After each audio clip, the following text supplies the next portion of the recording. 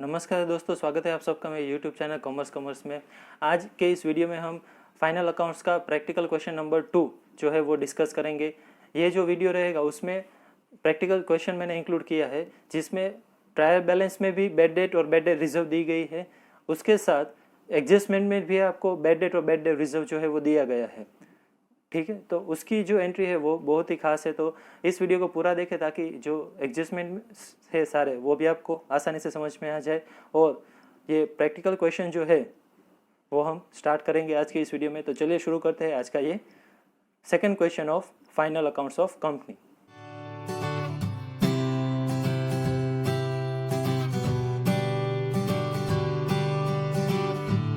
दोस्तों शुरू करते हैं फाइनल अकाउंट्स ऑफ कंपनी का प्रैक्टिकल क्वेश्चन नंबर 2।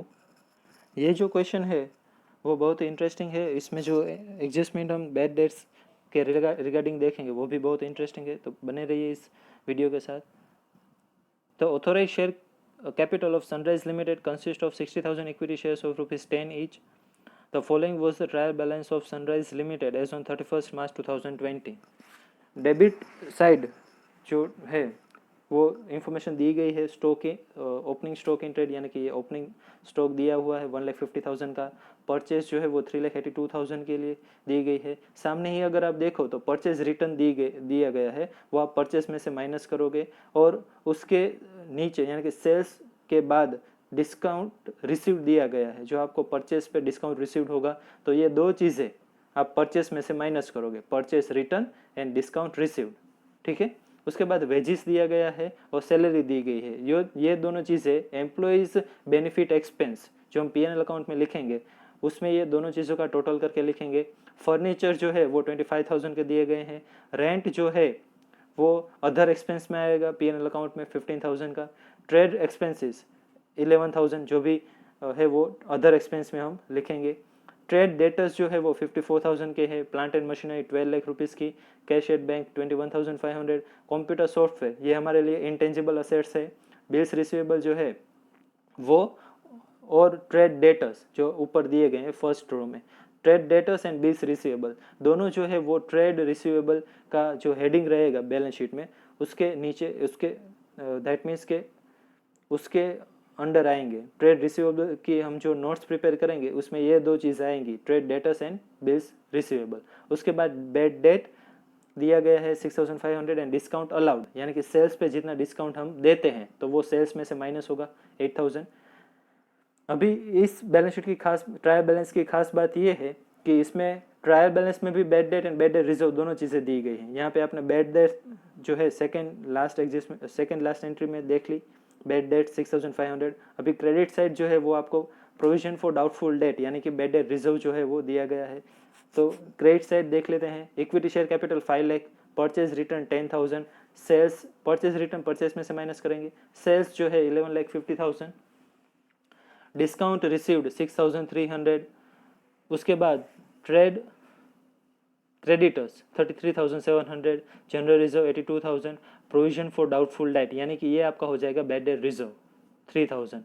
ठीक है, तो ट्रायल बैलेंस में बैड डेट और बैड डेट रिजर्व दोनों है। बैड डेट जो है यहाँ पे डेबिट साइड में लास्ट सेकंड एंट्री जो है उसमें। उसके बाद क्रेडिट साइड देखते हैं, बिल्स पेएबल। तो creditors that is trade creditors and bills payable ये दोनों चीज़ें ट्रेड पेबल्स की जो नोट्स रहेगी उसमें आएगा। उसके बाद पीएनएल अकाउंट 1,70,000 जो है वो दिया गया है।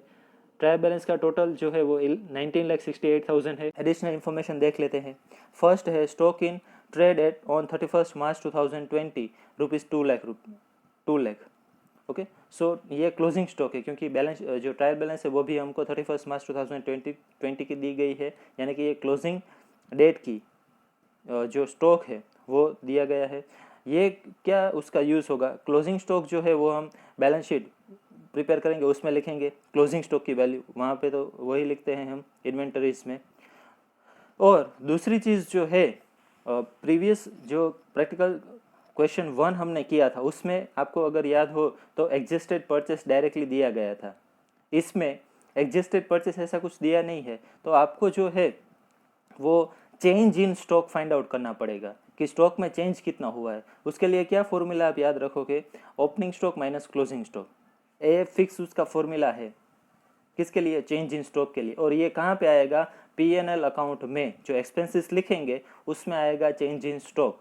चेंज इन स्टॉक की खास बात क्या है? चेंज इन स्टॉक पॉजिटिव भी आ सकता है और नेगेटिव भी आ सकता है। क्यों? क्योंकि अगर ओपनिंग स्टॉक क्लोजिंग स्टॉक से ज़्यादा हुआ तो आपका चेंज इन स्टॉक जो है पॉजिटिव आएगा। ओपनिंग स्टॉक क्लोजिंग स्टॉक से कम हुआ तो आपका चेंज इन स्टॉक है वो माइनस में आएगा। जब हम P&L अकाउंट प्रिपेयर करेंगे तब उसको मैं अच्छी तरीके से आपको समझाऊंगा, लेकिन ये आपको एक फॉर्मूला याद रखना है चेंज इन स्टॉक के लिए, ठीक है। चेंज इन स्टॉक जो फाइंड आउट करते हैं वो उसमें आप एक ही फॉर्मूला यूज़ कर सकते हो, ओपनिंग माइनस क्लोजिंग। आप उसको रिवर्स नहीं कर सकते कि सर आंसर माइनस में आया तो उसको रिवर्स कर दें, हम क्लोजिंग में से ओपनिंग माइनस करें, ऐसा नहीं कर सकते हो आप फॉर्मूला जो चेंज इन स्टॉक का है कि स्टॉक में कितना चेंज हो, उसके लिए ओपनिंग में से आप क्लोजिंग माइनस करो, चाहे तो वो प्लस में आए या फिर माइनस में आए। माइनस में कैसे आ सकता है सर? आप कैसे, ओपनिंग स्टॉक कम है तो क्लोजिंग स्टॉक ज़्यादा हो ही कैसे सकता है? क्योंकि ड्यूरिंग द ईयर आपने कुछ परचेज किया है, ठीक है, तो वो तो क्लोजिंग स्टॉक में जितना रॉ मटेरियल बचेगा, जितनी इन्वेंटरी बचेगी वो तो क्लोजिंग स्टॉक में शो करेगी, परचेस किया है उसमें से। तो उसके लिए ऐसा ज़रूरी नहीं है कि ओपनिंग स्टॉक ही ज़्यादा हो क्लोजिंग स्टॉक कम ही हो, ऐसा ज़रूरी नहीं है, ठीक है। वो भी हम देखेंगे आराम से।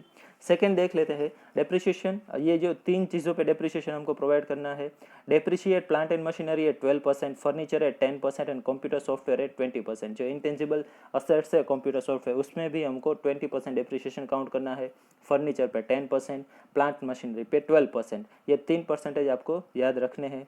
उसके बाद third adjustment, further bad date, जैसे कि मैंने कहा था आपको फर्दर बैड डेट प्रोवाइड करनी है 4000 रुपीज़ की, ओके, अमाउंटेड टू 4000, वो भी आप प्रोवाइड करोगे। And provide 5% on debtors for doubtful debt, यानी कि ये आपका हो गया बैड डेट रिजर्व, ठीक है। तो आपके पास 4 चीज़ अभी हो गई, ट्रायल बैलेंस शीट की बैड डेट और बैड डेट रिजर्व, और एडजस्टमेंट का बैड डेट और बैड डेट रिजर्व। इसका बहुत ही सिंपल तरीके से मैं आपको एक्सप्लेनेशन जो है वो दूंगा, ठीक है। उसके बाद फोर्थ एडजस्टमेंट देख लेते हैं, provide for income tax at 35%। और एक चीज़ और भी आप याद रखना बैड डेट और उसके लिए, जो चीज़ें ट्रायल बैलेंस में दी गई है उसकी एक ही इफेक्ट आएगी, ठीक है। और जो चीज़ें एडजस्टमेंट में दी गई है उसके लिए जनरली हम 2 इफेक्ट्स करते हैं, फिर चाहे वो अकाउंट अभी हम प्रिपेयर ना करें लेकिन उसकी इफेक्ट 2 आएगी, ठीक है। तो जनरली आप ये तो आपको बेसिक रूल पता ही होगा, जो एडजस्टमेंट में है उसकी 2 इफेक्ट्स आती है जनरली, और जो ट्रायल बैलेंस में दिए गए होते हैं उसकी एक ही इफेक्ट आती है, ठीक है। फोर्थ एडजस्टमेंट है वो देख लेते हैं, provide for income tax at 35%। जो जितना प्रॉफिट होगा उसमें से 35% जो है वो टैक्स हमको पे करना पड़ेगा। एंड कॉर्पोरेट डिविडेंड टैक्स जो है वो 20% है। अभी हमको ये नहीं कहा गया कि डिविडेंड कितना है, ठीक है, लेकिन कॉर्पोरेट डिविडेंड टैक्स जो है 20%, वो डिविडेंड पे कैलकुलेट होगा। Next adjustment fifth, the board of directors recommended a dividend of 25%। जितने शेयर कैपिटल है उसका 25% हमको जो है वो डिविडेंड पे करना पड़ेगा। सॉरी, जितना प्रॉफिट होता है उसका हमको 25% डिविडेंड जो है वो पे करना पड़ेगा। जितने डिविडेंड की अमाउंट आए उसमें 20% जो है वो आपको डिविडेंड कॉर्पोरेट डिविडेंड टैक्स जो है वो पे करना पड़ेगा। उसके बाद सिक्स्थ एडजस्टमेंट देख लेते हैं, transfer 10% of profit after tax to general reserve. जैसे कि मैंने कहा था प्रॉफिट आफ्टर टैक्स जितना रहेगा टैक्स माइनस करने के बाद में, वो उसमें से आपको 10% जो है वो जनरल रिजर्व में ट्रांसफ़र कर देने हैं। वो जो हम रिजर्व एंड सरप्लस की नोट्स प्रिपेयर करेंगे उसमें इसकी इफेक्ट जो है हम देंगे। Prepare the final accounts for the year ending on 31 March 2020 as per schedule 3 of the companies act 2013। Balance sheet जो है वो आप प्रिपेयर करोगे, balance sheet of Sunrise Limited as on 31 March 2020। Previous sum में भी मैंने कहा था, जो हम प्रीवियस वीडियो अगर आपने नहीं देखा तो आप देख सकते हो, फाइनल अकाउंट्स प्रैक्टिकल क्वेश्चन 1 का। उसमें मैंने कहा था कि पहले आप 1 या 1.5 पेज का बैलेंस शीट के लिए फॉर्मेट जो है प्रिपेयर करके रख दें। उसके बाद जो है आप P&L अकाउंट का जो फॉर्मेट है वो भी प्रिपेयर करके रख दे, हाफ और 1 पेज का, depends on the information given in the question. Okay, so profit and loss statement of Sunrise limited for the year ending on 31 March 2020। ऐसे 2 अकाउंट्स जो बैलेंस शीट और P&L अकाउंट्स जो है वो आप प्रिपेयर करके रख दो, उसका जो फॉर्मेट है। उसके बाद जो है आप नोट्स प्रिपेयर करो, ताकि उसके बेस पे जो फिगर आपको मिलेगा वो आपको 1 बाय 1 जो है बैलेंस शीट में लिखना पड़ेगा।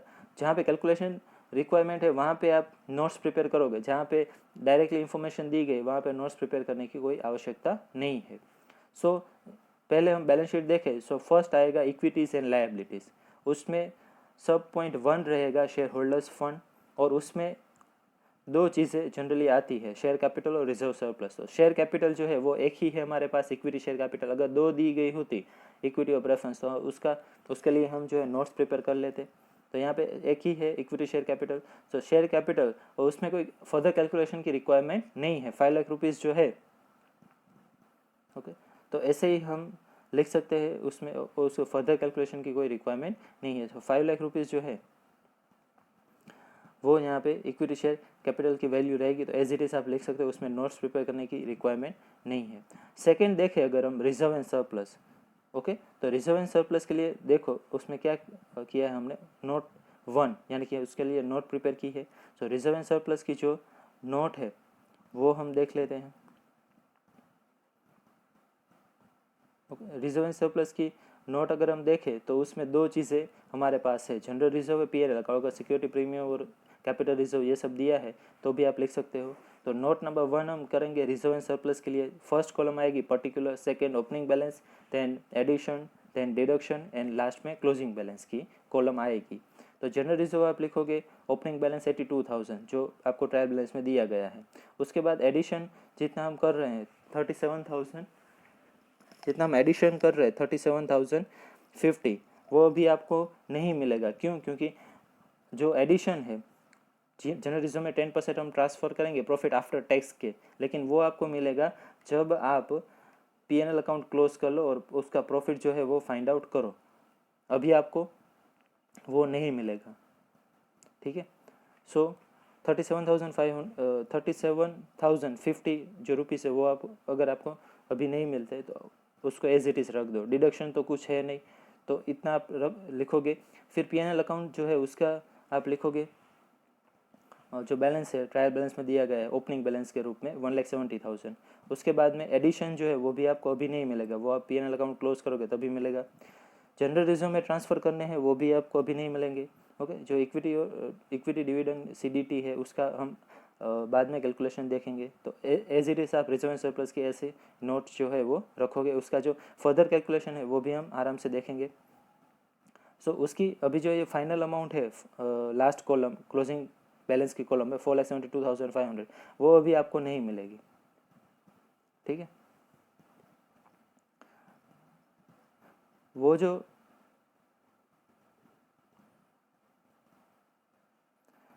जो बैलेंस है वो अभी हमको नहीं मिलेगा। सॉरी एक मिनट, ये ओके।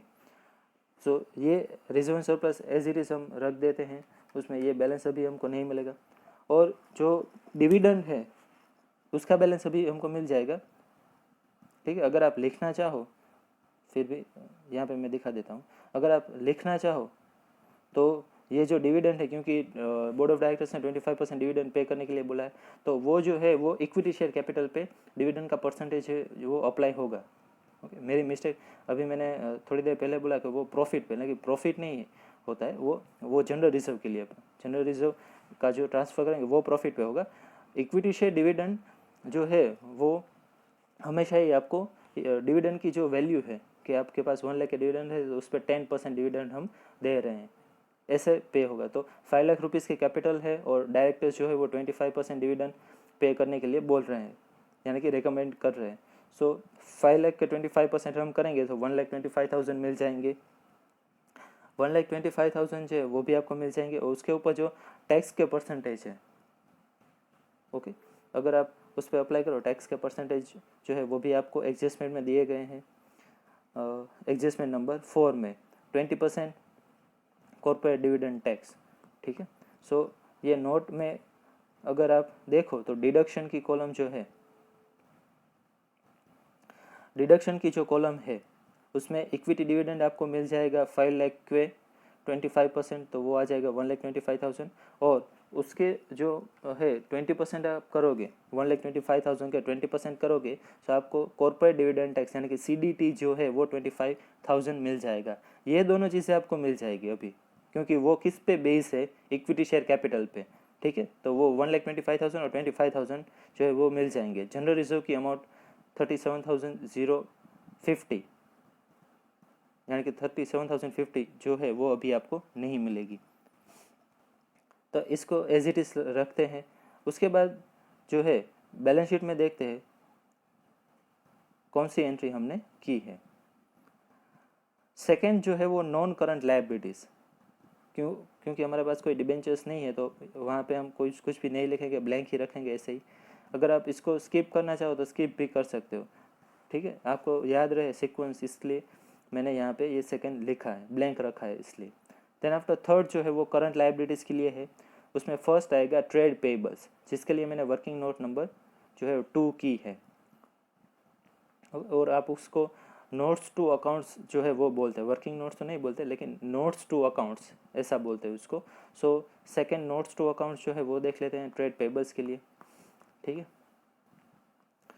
ट्रेड पेबल्स के लिए दो चीज़ें आपके पास है, trade creditors and bills payables. उसमें कोई भी एडिशन डिडक्शन या ऐसा कुछ नहीं है, तो सिर्फ सिंपली आप टोटल करोगे 33,700 और 13,000 तो आपको मिल जाएगी 46,700, जो कि हम बैलेंस शीट में ट्रेड पेबल्स है उसमें लिखेंगे। उसके बाद आ जाएगा शॉर्ट टर्म प्रोविजन। प्रोविजन में क्या आएगा, इनकम टैक्स, फिर आप जो डिविडेंड पे कर रहे हो और डिविडेंड पे जितना टैक्स रहेगा वो सारी चीज़ें जो आपको शॉर्ट टर्म प्रोविजन में आएगी। सो फर्स्ट ऑफ ऑल रहेगा provision for income tax. Income tax जो है वो प्रॉफिट पे बेस रहेगा, तो वो आपको अभी नहीं मिलेगा 1,99,500। तो आप जो है उसके लिए अभी स्पेस जो है वो रख सकते हो एज इट इज़। उसके बाद provision for proposed equity dividend, वो आपको मिल जाएगा 5 लाख के 25% डिविडेंड जो हम पे कर रहे हैं। सो 1,25,000 हो जाएगा। और कॉर्पोरेट डिविडेंड टैक्स जो है डिविडेंड की अमाउंट के 20%, सो 1,25,000 के 20%, सो वो आ जाएगा 25,000।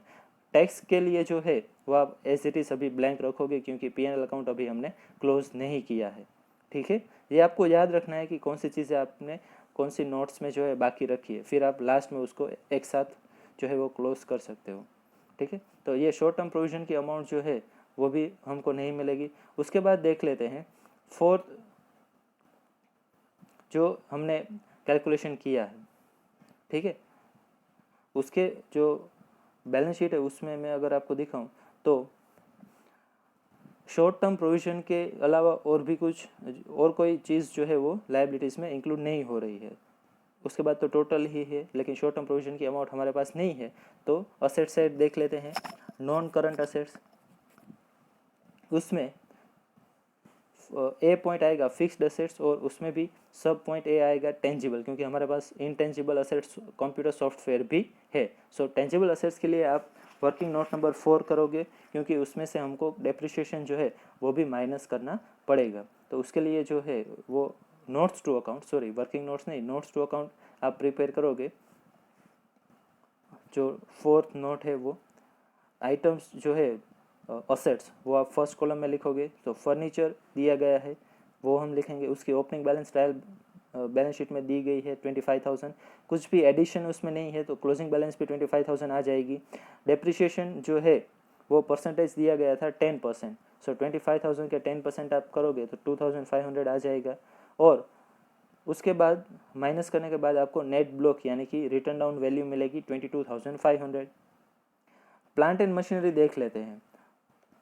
प्लांट एंड मशीनरी जो है उसकी ट्रायल बैलेंस में अमाउंट दी गई है 12 लाख रुपीज़, ठीक है। 12 लाख रुपीज़ जो है उसमें कोई भी एडिशन या रिडक्शन नहीं है, तो क्लोजिंग बैलेंस भी 12 लाख रुपीज़ आ जाएगी।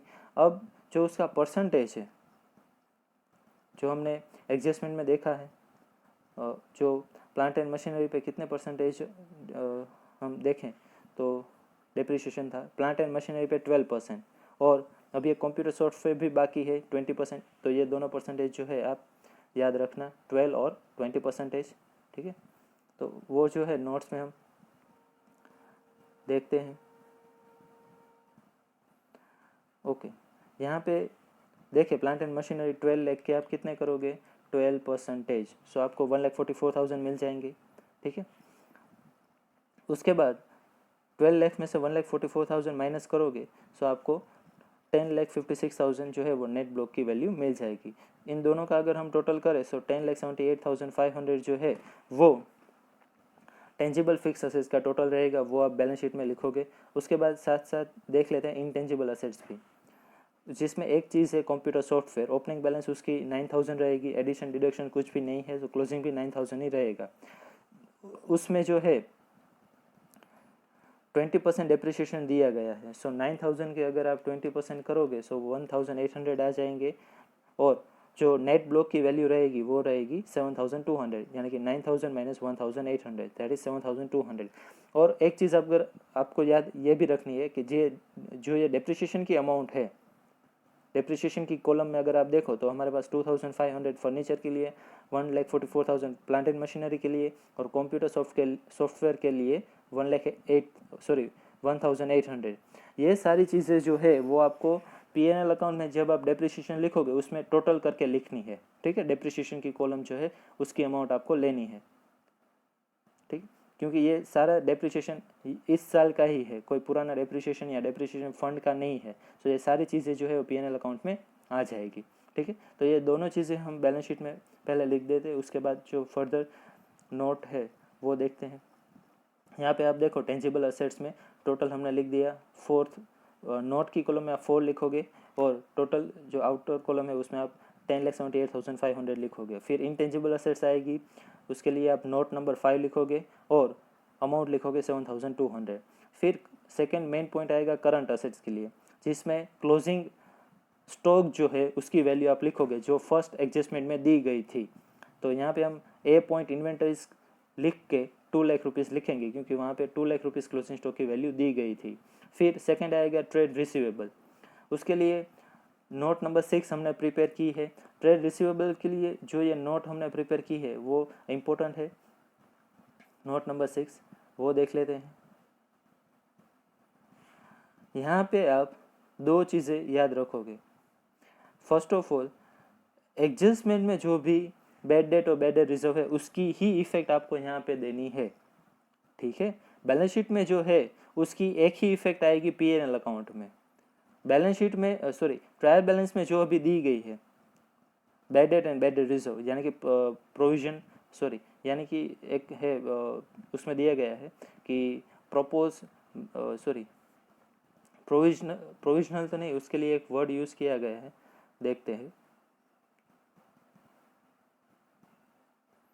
उसमें जो एडजस्टमेंट है वहाँ पे भी एक वर्ड यूज़ हुआ है जो है doubtful debt, okay.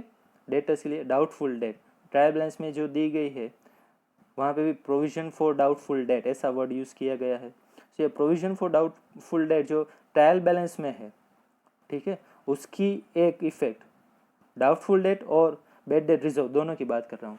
Trial balance में जो भी अमाउंट दी गई है bad debt and bad debt reserve यानी कि डाउटफुल डेट, वो दोनों चीज़ों की जो इफेक्ट है bad debt and doubtful debt वो सिर्फ P&L अकाउंट में ही आएगी, ध्यान से सुनना, ठीक है। और एडजस्टमेंट में जो bad debt and bad debt reserve यानी कि डाउटफुल डेट दिया गया है उसकी इफेक्ट जो है वो उसकी इफेक्ट जो है वो बैलेंस शीट में भी आएगी, जिसके लिए हम ये सन्ड्री डेटर्स बैलेंस शीट में लिखते हैं, तो वहाँ पे भी उसकी इफेक्ट आएगी और बैलेंस शीट में भी आएगी, P&L अकाउंट में भी आएगी, ठीक है। तो मैंने क्या बोला, ट्रायल बैलेंस की जो बैड डेट और डाउटफुल डेट है वो आप P&L में लिखोगे, और एडजस्टमेंट की जो है वो आप P&L में तो लिखोगे ही, साथ में जब ये डेटर्स का यानी कि ट्रेड रिसीवेबल का कैलकुलेशन करोगे बैलेंस शीट के लिए उसमें भी उसकी इफेक्ट दोगे, ठीक है। ये आपको याद रखना है। तो बैलेंस शीट के लिए जब हम ट्रेड रिसीवेबल कैलकुलेट करें सो उसमें कौन सी इफेक्ट आएगी, बैड डेट और बैड डेट रिजर्व या डाउटफुल डेट अगर आप बोलो तो कौन सी इफेक्ट आएगी, जो एडजस्टमेंट में दी गई है उसकी ही इफेक्ट आएगी। अगर आपने ट्रायल बैलेंस वाला बैड डेट और डाउटफुल डेट लिया और इसमें उसकी इफेक्ट दे दी तो आपका जो कैलकुलेशन वो रॉन्ग हो जाएगा। आपको सिर्फ एडजस्टमेंट की जो बैड डेट और बैड डेट रिजर्व उसकी ही इफेक्ट यहाँ पे देनी है, ठीक है। और एडजस्टमेंट वाला जो है उसकी एक इफेक्ट यहाँ पे हमने दे दी और दूसरी इफेक्ट P&L में भी आएगी, और ट्रायल बैलेंस में जो दोनों चीज़ें दी गई उसकी इफेक्ट भी P&L में आएगी। तो P&L में आपके पास टोटल 4 थिंग्स होंगे, ट्रायल बैलेंस की bad debt and bad debt reserve and adjustment की bad debt and bad debt reserve. ठीक है, इसमें बैलेंस शीट में क्या होगा, सिर्फ दो ही चीजें आपके पास होगी, एडजस्टमेंट की bad debt and bad debt reserve. इतना क्लियर हो गया। चलो हम देखते हैं उसमें सन्ड्री डेटर्स पहले लेते हैं, क्योंकि बैड डेट और बैड डेट रिजर्व जो है वो हम डेटर्स पे अप्लाई करते हैं इसके लिए। सो सन्ड्री डेटर्स आएगा हेडिंग में 54,000 जो ट्रायल बैलेंस में अमाउंट दी गई है, उसमें से एडजस्टमेंट जो है उसमें कहा गया है कि provide further bad debt 4,000 rupees to debtors. Okay, એટલે उसमें क्या हम करेंगे कि जो डेटर्स है उसमें 4,000 बैड डेट जो है प्रोवाइड करनी है, यानी कि इतना हम माइनस करेंगे। ठीक है, सो मैंने 4,000 माइनस कर दिए तो 50,000 जो है हमको बैलेंस मिल जाएगी। उसके बाद कहा गया है प्रोवाइड 5% बैड डेट रिजर्व। अब स्टूडेंट यहाँ पे गलती क्या करते हैं, अगर आपने बैड डेट रिजर्व जो है वो पहले माइनस कर दी, 54,000 के अगर आपने 5% किए तो भी आपका कैलकुलेशन रॉन्ग हो जाएगा। बैड डेट रिजर्व अगर आपको बैड डेट दिया है और बैड डेट रिजर्व भी दिया है एडजस्टमेंट में, सो पहले आपको बैड डेट्स माइनस करना है फिर बैड डेट रिजर्व, यही सीक्वेंस में माइनस करना है। पहले आपने बैड डेट रिजर्व का कैलकुलेशन कर दिया फिर आप बैड डेट माइनस करते हो तो आपका कैलकुलेशन जो है वो गलत हो जाएगा। सो पहले आप 4,000 बैड डेट माइनस करो, 50,000 बैलेंस रहेगा, उसमें 5% और आपको बैड डेट रिजर्व जो है माइनस करना है, क्योंकि एडजस्टमेंट में कहा गया है इसलिए। तो 50,000 के 5% 2,500 हो जाएंगे, वो माइनस करोगे फिर आपको आउटर कॉलम में बैलेंस मिलेगी 47,500। उसके अलावा हमारे पास बिल्स रिसीवेबल भी है 14,000 के, उसका ये दोनों का अगर आप टोटल करोगे तो टोटल मिल जाएगा 61,500। ये जो है टोटल 61,500 वो आप लिखोगे बैलेंस शीट में। ठीक है, बैलेंस शीट में यहाँ पे हम लिखेंगे 61,500। और उसके बाद एक लास्ट थिंग आएगा कैश एंड कैश इक्विवेलेंट, जो ट्रायल बैलेंस में दिया गया है 21,500 का। और अभी हम टोटल नहीं करते, टोटल लास्ट में करेंगे। पीएनएल अकाउंट देख लेते हैं। फर्स्ट थिंग आएगी रेवेन्यू फ्रॉम ऑपरेशंस। सेल्स दी गई है 11,50,000 की ट्रायल बैलेंस में, उसमें डिस्काउंट अलाउड दिया गया है डेबिट साइड, जो सेल्स पे हम डिस्काउंट अलाउड करते हैं 8,000 का, वो माइनस करके आउटर कॉलम में अमाउंट आ जाएगी 11,42,000। देन अदर इनकम्स में हमारे पास कोई भी इनकम नहीं है, नहीं कोई हमने असेट सेल की है, ना ही कोई हमने जो है अदर इंटरेस्ट की इनकम हुई, कोई भी इनकम नहीं है। सो यहाँ पे कुछ भी नहीं आएगा। Then after third point total revenue देखें सो 1+2, तो अदर इनकम तो हमारे पास है नहीं, सो 11,42,000 ही हमारी टोटल रेवेन्यू होगी। फोर्थ जो है वो एक्सपेंस आएगा। एक्सपेंस में फर्स्ट थिंग हम परचेस लिखेंगे। ठीक है, तो परचेस में ट्रायल बैलेंस में दिया गया है 3,82,000 परचेस है, उसमें परचेस रिटर्न और डिस्काउंट रिसीव्ड ऑन परचेस ये दोनों चीज़ें जो है माइनस होगी। सो 3,82,000 में से परचेस रिटर्न 10,000 का है और डिस्काउंट रिसीव्ड जो है वो 6,300, ये दोनों चीज़ें माइनस करोगे तो आपको मिल जाएगी 3,65,700 की वैल्यू, वो आउटर कॉलम में आएगी। फिर जैसे कि मैंने कहा था परचेस के बाद आप लिखोगे change in stock. Change in stock जो है उसके लिए फिक्स फॉर्मूला है opening minus closing stock. Opening stock trial balance में दी गई है 1,50,000, क्लोजिंग स्टॉक फर्स्ट एडजस्टमेंट में कहा गया है 2 लाख रुपीज़, सो 1,50,000 माइनस 2 लाख रुपीज़, सो वो माइनस में अमाउंट आ जाएगी 50,000। इसका मतलब ये हुआ आप जब एक्सपेंसेस का टोटल करोगे सो उसमें से ये 50,000 माइनस करोगे, यानी कि ये एक्सपेंसेस नहीं है आपके लिए, वो आपका एक्सपेंस कम करेगा, आपको एक्सपेंस बढ़ा नहीं रहा है। सो एक्सपेंस के टोटल में से ये माइनस हो जाएगा। जैसे कि डिस्काउंट अलाउड होता है तो कैसे हमारा एक्सपेंस उतना रिड्यूस हो जाता है, इसलिए माइनस करते हैं। तो ये अगर आपको माइनस में अमाउंट मिले इन ब्रैकेट आप लिखोगे और एक्सपेंस का टोटल करो, तब ये एक चीज़ आपको एक्सपेंस में से माइनस करनी है। इसकी गलती मत करना, जो जल्दबाजी में सारी चीज़ें प्लस मत कर देना। ओके, इन ब्रैकेट लिखना ताकि आपको पता चले कि ये एक्सपेंसेस में से आपको माइनस करके फिर टोटल एक्सपेंस फाइंड आउट करने हैं। अगर प्लस में अमाउंट आती तो आप जो है कंटिन्यूसली सब प्लस कर देते, तो कोई कुछ भी माइनस करने की रिक्वायरमेंट नहीं रहती। ठीक है, यहाँ पे आप -50,000 लिखोगे, जो हम टोटल एक्सपेंस में कैलकुलेशन करेंगे उसका टोटल करेंगे जब, तो उसमें से माइनस करेंगे। फिर आ जाता है एम्प्लॉयज़ बेनिफिट एक्सपेंसेस, जिसमें दो चीज़ें दी गई हैं। अगर आप देखें ट्रायल बैलेंस में तो आपको पता चल जाएगा कि जो एक्सपेंसेस है उसके लिए हमारे पास वेजेस भी है। ठीक है, वेजेस उसमें दिए गए हैं, और उसके साथ साथ जो उसके लिए जो हमने नोट्स प्रिपेयर की है, ठीक है, उसके लिए जो हमने नोट्स प्रिपेयर की है वो भी हम देख लेते हैं कि उसमें जो है फर्दर जो कैलकुलेशन है वो हम कैसे करेंगे। उसके लिए कौन सी 7th नोट हमने प्रिपेयर की है।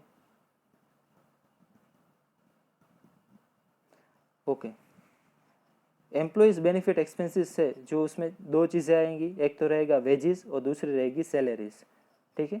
वेजेस जो है वो हमको 60,000 के दिए गए हैं, और सैलरीज जो है वो 12,000 की दी गई है। तो ये दोनों चीज़ें अगर आप प्लस करोगे तो 72,000 रुपीज़ जो है वो आपका जो है टोटल हो जाएगा, जो आप लिखोगे P&L अकाउंट में एम्प्लॉयज़ बेनिफिट एक्सपेंसेस में,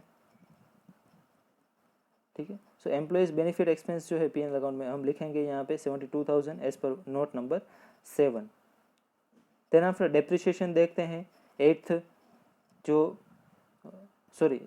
नोट हमने जो प्रिपेयर की है। डेप्रिसिएशन में आपको टेंजिबल असेट्स और इंटेंजिबल असेट्स के लिए जो नोट्स प्रिपेयर की है उसमें से डेप्रिसिएशन की कॉलम में से आप डेप्रिसिएशन ले सकते हो डायरेक्टली, जिसमें डेप्रिसिएशन ऑन फर्नीचर रहेगा 2,500, depreciation on plant and machinery रहेगा 1,44,000, और डेप्रिसिएशन ऑन कंप्यूटर सॉफ्टवेयर रहेगा 1,800। इसका टोटल करोगे तो आपको मिल जाएगा 1,48,300। ये आप लिखोगे P&L अकाउंट जो है उसकी डेप्रिसिएशन की जो इंफॉर्मेशन है उसमें, ठीक है, नोट नंबर 8 के रूप में। फिर आ जाएगा अदर एक्सपेंस ई पॉइंट, जो 9th नोट के मुताबिक हमने किए। तो अदर एक्सपेंस में क्या इंक्लूड होगा, रेंट जो दिया गया है, उसके अलावा देखते हैं और कौन से जो एक्सपेंस है वो दिए गए हैं अदर एक्सपेंस में, ठीक है। अदर एक्सपेंस में अगर आप देखो तो 15,000 रेंट है, उसके बाद ट्रेड एक्सपेंसेस है 11,000 के, ठीक है। और बैड डेट का जो ये फॉर्मूला है वो आपको याद रखना है जब भी बैलेंस शीट और ट्रायल बैलेंस दोनों में बैड डेट दी गई हो, ट्रायल बैलेंस और एडजस्टमेंट दोनों में बैड डेट्स दी गई हो तब बैड डेट और बैड डेट रिजर्व, ठीक है। सो एक सिंपल चीज़ अगर आप याद रखो तो इसमें कभी भी कंफ्यूजन नहीं होगा, ठीक है। एक स्टेटमेंट आप याद रखो, बैड डेट रिजर्व जो ट्रायल बैलेंस में है, अभी फिर मैं रिपीट करता हूँ, जो डाउटफुल डेट के रूप में दी गई है, provision for doubtful debt, bad debt reserve जो आपकी ट्रायल बैलेंस में है वो ही आपके पास एक मात्र रिजर्व है, वो ही आपके पास एक प्लस अमाउंट है, वो आपका एक्सपेंसेस नहीं है, ठीक है। P&L अकाउंट में तो हम एक्सपेंसेस लिखते हैं, ओके। तो आपके पास ट्रायल बैलेंस की जो बैड डेट है वही आपका एक्सपेंसेस नहीं है, वो आपके पास प्लस अमाउंट है। जैसे कि मैं आपको बोलूँ कि आपको महीने के 10,000 रुपीज़ एक्सपेंस होते हैं और आपके पास 3,000 रुपीज़ जो है वो पॉकेट में पड़े हुए हैं अभी, ठीक है। तो अभी आपको कितने रुपीज़ जमा करने पड़ेंगे और कितना अभी जो है कैश लाना पड़ेगा। तो आपके 10,000 एक्सपेंस है, 3,000 पड़े हैं अभी आपके पास, तो 7,000 का नेट एक्सपेंस अभी भी आपको पे करना बाकी है। तो इस तरीके से अगर आप देखो तो आपके पास प्लस अमाउंट एक देखें हम, जो एक रिजर्व है आपके पास, वो है ट्रायल बैलेंस का बैड डेट रिजर्व। उसके अलावा 3 चीज़ें बचती है, ट्रायल बैलेंस की बैड डेट और एडजस्टमेंट में दिया हुआ bad debt as well as bad debt reserve, ठीक है। ये 4 चीज़ टोटल हमारे पास है, ट्रायल बैलेंस की bad debt and bad debt reserve and adjustment की bad debt and bad debt reserve. ये 4 थिंग्स में से 4 थिंग्स में से आपके पास एक ही जो है वो प्लस पॉजिटिव अमाउंट है, वो है ट्रायल बैलेंस की बैड डेट रिजर्व। उसके अलावा जो 3 चीज़ें रहेंगी वो आपके लिए एक्सपेंसेस है, यानी कि बैड डेट ट्रायल बैलेंस की, बैड डेट एडजस्टमेंट की and bad debt reserve adjustment का। ये अभी ये करंट ईयर के लिए आपका एक्सपेंसेस है, ठीक है। तो करंट ईयर के लिए एक्सपेंस है ये तीनों चीज़ें, वो आप जो है प्लस कर दो एक साथ, कितना टोटल एक्सपेंस रहेगा, उसमें से प्लस चीज़ जो आपके पास है यानी कि bad debt reserve trial balance की, ओके, जो आपके पास रिजर्व पड़ा है उतना एक्सपेंस आपका कम हो जाएगा। कहने का मतलब क्या है कि आपका 10,000 का एक्सपेंस था लेकिन 3,000 तो आपके पॉकेट में पड़े हैं, तो आप उतना अभी माइनस कर दो तो आपके पास नेट एक्सपेंस कितना रहेगा, 7,000 का ही। तो वो लॉजिक आप यहाँ पे अप्लाई करो। पहले मैंने क्या लिखा, बैड डेट ट्रायल बैलेंस की, वो आपका एक्सपेंस है 6,500। उसके बाद बैड डेट एडजस्टमेंट की 4000, वो भी आपका एक्सपेंस है, इसलिए मैंने एक्सपेंस दोनों प्लस कर दिए। फिर बैड डेट रिजर्व एडजस्टमेंट की जो मैंने कैलकुलेट की थी 50,000 के 5%, 2500, वो भी मेरा एक्सपेंस है, इसलिए फिर मैंने प्लस किया। और उसके बाद bad debt reserve trial balance की, वो मेरे पास अभी सरप्लस अमाउंट पड़ी है, तो उतना मेरा ये जो बैड डेट वाला पोर्शन है उसमें से इतना बेनिफिट मुझे मिलेगा, उतना रिजर्व तो मेरे पास पड़ा ही है, तो वो एक्सपेंस मेरा नहीं रहेगा, वो मेरी आप कह सकते हो इस रिजर्व में यूज़ कर रहा हूँ। तो वो इतनी अमाउंट आप माइनस करो, क्योंकि उतना ये जो बैड डेट वाला पोर्शन है वो रिड्यूस हो जाएगा, ठीक है। वो मेरे पास प्लस अमाउंट है, रिजर्व है, इसलिए वो मैं यहाँ से माइनस कर रहा हूँ। टोटल बैड डेट वाला एक्सपेंस जो है उसमें से ये माइनस करोगे, तो आप क्या करोगे फाइनली 6500, 4000, 2500 ये प्लस करोगे, उसमें से 3000 बैड डेट रिजर्व किसकी, ट्रायल बैलेंस की, वही आप माइनस करोगे। फिर आपको ये जो बैड डेट का पोर्शन है उसके लिए नेट 10,000 रुपीज़ का एक्सपेंस मिलेगा, जो आप P&L अकाउंट में लिखोगे। तो यही आप एक सिंपल फॉर्मूला याद रखो, सिर्फ ट्रायल बैलेंस की बैड डेट रिजर्व जो है वो आप माइनस करो, उसके अलावा जो 3 चीज़ें एक्सपेंसेस है उसको प्लस करो, यानी कि वो टोटल एक्सपेंस में से बैड डेट रिजर्व जो माइनस कर दो ट्रायल बैलेंस की, तो आपको P&L अकाउंट के लिए बैलेंस मिल जाएगी 10,000 रुपीज़, ठीक है। फिर हम टोटल करेंगे 15,000, 11,000 एंड 10,000, तो 36,000 मिल जाएंगे, वो आप लिखोगे P&L अकाउंट में।